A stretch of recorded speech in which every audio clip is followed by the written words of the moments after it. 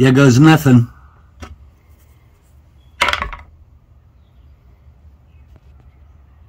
A 1.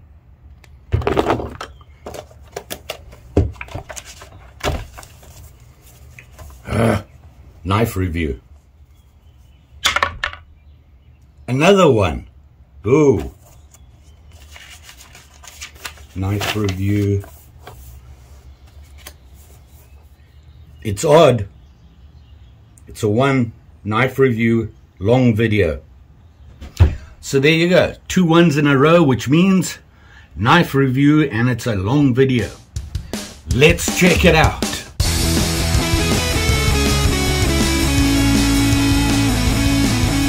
Okay, the dice have told the story.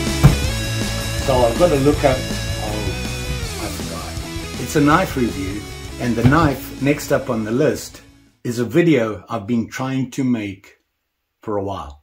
I've tried 3 times and haven't been happy. Maybe the dice say this is the day. What I'm talking about here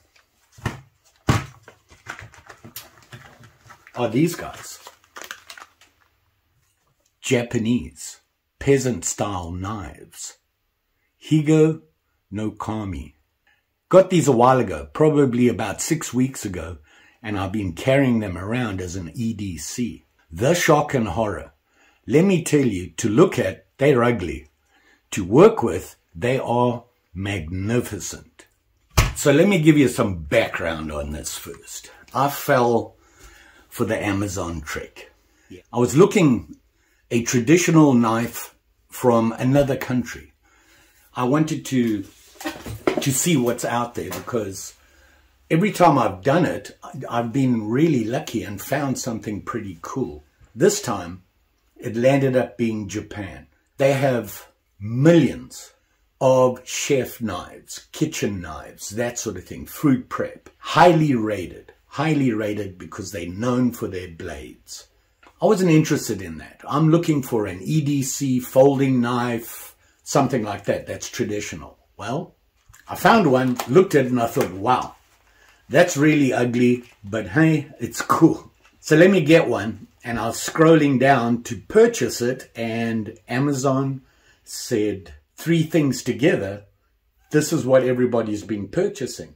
Hey, I want to be like everybody. So I did that without really looking closely. And this is what I got. These 3. 2 in cardboard boxes and 1 in just a plastic sheath. The first thing I noticed was these 2. The boxes. I was like, oh, I bought 2 of the same thing. Frustrating. But then I looked closely. Here they are here. Can you see it? There's a little bit of difference between them. They're identical, except for that little thingy there. See that? The plot thickens. So I opened them up and had a look. The one with the little thingy on the bottom is this guy here. And here you can see them. You can see what I mean about an ugly knife. To look at, it's not much. It's basically a steel piece folded over with a blade in the middle, with a little doohickey on the top. See that? And of course on the side here it has this engraving in Japanese. Have no idea what that means. Then I opened the blade. Look at this guy. I was like, well, what is that? And I looked at the description and they said, it's a Wharncliffe. And I was like, I don't think so. It's got a dip here and this is a sharp down point there. To me, that's not a Wharncliffe. So where did they get that? And I started looking at blade shapes again. This is a reverse tanto blade. Not only that, it has this curve on the blade, which means it's, can't remember the name of it, but this curve on the blade, so when you cut that way, it lags, I think. So it's a combination, reverse tanto and that other one with that curve, and you can see the curve, okay? All the blades on these are just like this. And I'm just going to call it a reverse tanto. I'm kind of liking that blade, I can tell you. These blades are the sharpest blade I have ever got from a factory. Unbelievably sharp. I need a piece of paper. Found one I was going to throw away. Look, it's a list. Don't need them anymore. I just have one list in my book. Look at this. Now, you go, well, that's okay, George. Here's the thing. I carried this thing for 2 weeks, and I've been using it regularly every day at work, and I haven't touched the blade. And it's still that sharp. I was impressed with that. And that's why I say, you know what? It's ugly to look at, but to work with, it's magnificent. This blade makes the knife. So this is the guy that had the little mark on the bottom. So I thought, well, let me look at the other one. The boxes were the same. I wonder if they're the same. And here it is here. And it has that, you can see here, it has that stamp on it. Still don't know what that means. And it's that folded steel. Not very well done. It's kind of hokey. Just fold it over and a pivot pin put in, and there's the blade. Same thing again. Nothing new there. So basically, it's exactly the same knife. Here's the other one. I've got to be careful I don't mix them up. You can't tell the difference between them. Whoops. Let me get them so that they look the same here. Same size, same everything. Now, looking at the little thingies sticking up here, one looks well made and cleaned up, and the other one not so much. You see that? Generally, they're basically the same thing. Even the way they bent the metal isn't even straight. Now, I've forgotten which one's which, and I've got to look quickly, and I'm not going to show you that yet. This was the second one. We'll put them in its box right there. So let's have a look at this. When you look at this blade, you can see it's simply a blade with one grind down. Just a straight, nothing fancy, flat grind. But it comes to an awesome blade. Now, it looks a little hokey here, and I can't remember if I did that working with these guys or if it came like that. And if you look at the blade at the top here, this top edge is kind of not finished. It's not been shined up or anything. It's left rough. And if you look at that blade, nice, all the way through. The handle, the steel, folded over, pivot pin, and the doohickey. And the doohickey is to release the blade and works as your thumb locking it in. This is a friction folder, basically. If you think of it as a peasant knife, same thing. They have that little thing sticking out, and that's what you use as your lock. Here's the thing. These knives have been around since 1890, I think. Now, I was going to get into some serious history behind these things, started looking it up, and that was the problem I had making this video. So many conflicting things out there that I just couldn't figure it out. I'll tell you about the basics. Back in the day, samurai times, knife makers were having a good life because of the samurai. They were making swords, daggers, you name it, they made it for the samurai. They were making a bunch of money, and they were doing it right. The whole folded steel thing and all that good stuff. And then the samurai got disbanded. The ruling emperor got some influence from other people and decided, no, not a good thing. There goes income for all them knife makers. Well, one of them knife makers, he came up with the tab and this whole new design. Originally, I believe it was an EDC. They made it for the samurai, and I believe for their wives, would carry these things and use them in the kitchen and have them in their pocket to do general chores. And he modified it, and it became extremely popular. The plot thickens. The rulers said, no more knives, no more knives. You can't carry a weapon. But they made an exception because the guy that designed this came up with a guild with a couple of knife makers, made this little guild thing, and they were the only, I want to say, licensed or true original knife in this style, which they called the Higo No Kami, which I believe had something to do with the emperor, praise the emperor, or I don't know, something like that. They made it the exception for them because this was their only income, and they couldn't take their livelihood away. The original guild made these knives in different sizes, and they were like 1 through 7 or something. So no, 1 through whatever. They got really different size. This size here is the number 7. Here's the problem. The other knife, it's exactly the same, came from somebody else. Wait a minute. It's not exactly the same. If you look closely, let's compare them. Here they are here. You can see them here. It's kind of hard to tell the difference. So I looked really close at them. Everything in the way it's made, the shape, and I believe the frame, the steel is the same, just the finish is different, and a couple of other little things. So let's look at this guy. I don't know which one it is. It's random. I'm going to open it up here. You can see how it opens. And you look at the blade. Very nice. First thing you notice, it has this mark on it. The other thing is, look at that blade. Do you notice anything weird there? It looks like it has a second grind on it, right? That's what I thought originally. And then I looked closely at it. It's not a second grind. It's two different kinds of metal. This is folded steel. So I looked into that more. And allegedly, they say it's made of an alloy steel. Two kinds. One has more chromium than the other.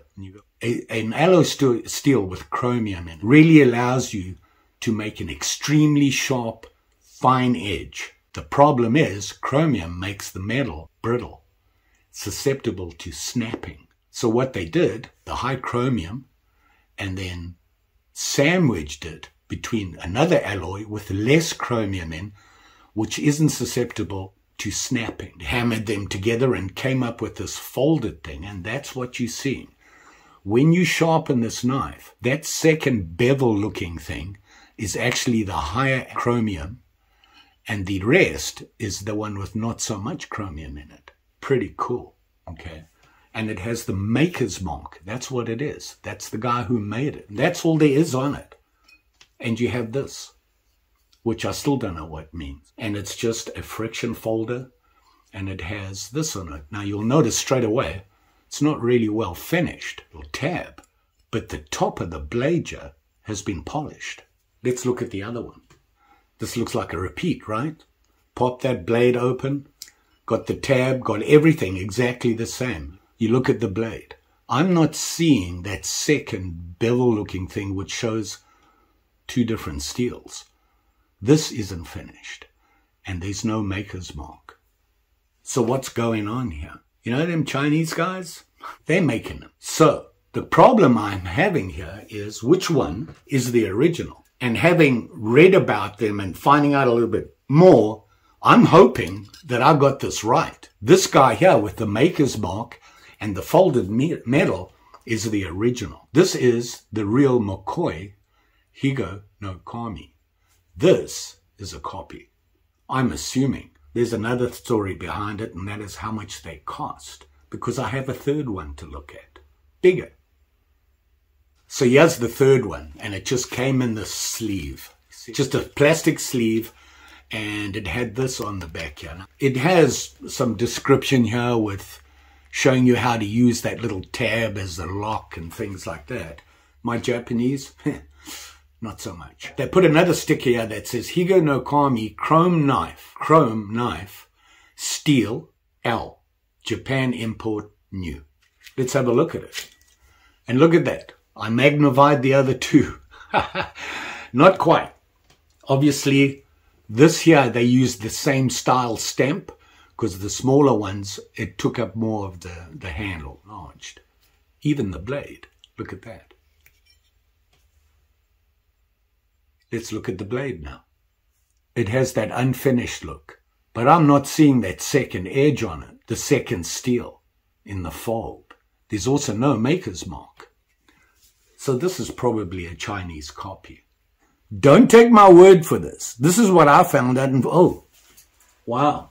She made an appearance. Say hello to Mary.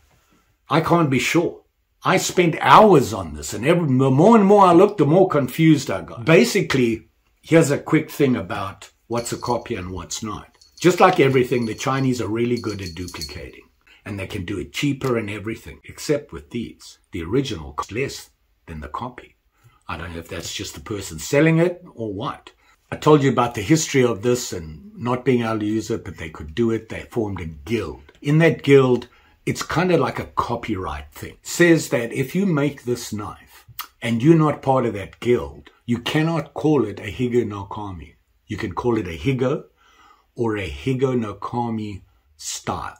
On Amazon, if you look at any three of these, they all say, yeah, you got it, Higo No Kami. So I think that although I bought three, only one is a true Higo No Kami. Let's look at the specs on these things. Okay, so what I'm going to do is I'm just going to show you one of the small ones because they're exactly the same as far as specs and size. I don't think the metal is the same. And I can't even tell you what the metal is exactly. I just know that it's an alloy steel. Otherwise, the sizes and everything are exactly the same. So let's have a look at that. Then we'll have a look at the big one. So closed, you're looking at 3 3/4 inches. Closed, and that's from there to there.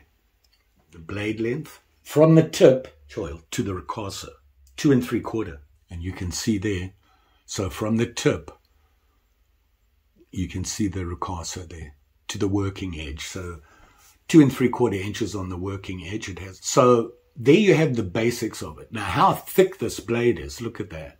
It's fairly healthy for this size knife. The weight on this thing is nothing. The greatest thing about it, besides the blade, is how thin it is. And you can see how they put these together. It is so simple. You can't get any more simple than this. They didn't even use 2 pins to hold it together, and they could have. That's the knife. I can't get any more specific than that. Let's have a look at the sizes on the bigger one. There was one other difference on those 2 little ones. Here's the big guy. And closed up, same measurement, 1 inch longer, 4 3/4. So there you go. Let's have a look at the blade. Tip to the ricasso, 3 1/2. That's different. But you can see it has the ricasso. What I'm talking about was on the other one that I think is a copy on the little guy. There's almost no ricasso. See that? Right there. If you look at what I think is the true, see? It's different. I'm still saying this is the right one. And I'm sticking to it. Thickness of the blades between the little guy and the big guy. Surprisingly, here they are here. Almost nothing. See that? There's almost no difference. There with my dilemma with these things, but I got to tell you, and I'm not kidding, I looked at these knives and I thought, man, they're ugly. That's about as basic as you can get, and some guy just said, I'm going to bend this piece of steel and put a good blade in it. Who cares if it's a little ugly? If it does the job you want it to do, it's a good knife. And let me tell you, the blade on this thing is one of the best blades I've ever dealt with. That guild that was formed, I think there was 7 or 8 of them. There's only one family left doing it. And that guy's name is, hold on, I'm going to try and pronounce this. Brace yourself, campers. Nagayo Sisakushu. This guy. And apparently he is the last remaining maker in the guild. So there you go. 3 times trying to do this video nearly killed me. And that dice made me do it. Hey, maybe that whole thing works. What can I say? Oh, how much did I pay for these guys? Well, the original, small guy, the number 7. The copy, allegedly. The big guy, copy, allegedly. And you know what? It's not going to break the bank, which is the original reason I bought all 3. When I saw the price, I thought, why not? Kind of glad I did, although it was frustrating. Don't forget, like, share, subscribe. You know the story. And I'm pretty sure I'll be back. You know, if I can't think of something to show you, I just got to throw the dice. It'll tell me what to do. Even if it's something I don't want to do, I have to do it. And just so you know, I added something to the list. This big guy, and I love these blades. And this is just shouting at, let's make a wooden handle. I've got all sorts of things going through my mind right now, which I know the dice can't help me with. Just saying. You all be safe out there, especially with these sharp and shinies. Ugly and sharp. Really sharp. Thanks for watching. See you again soon. Bye.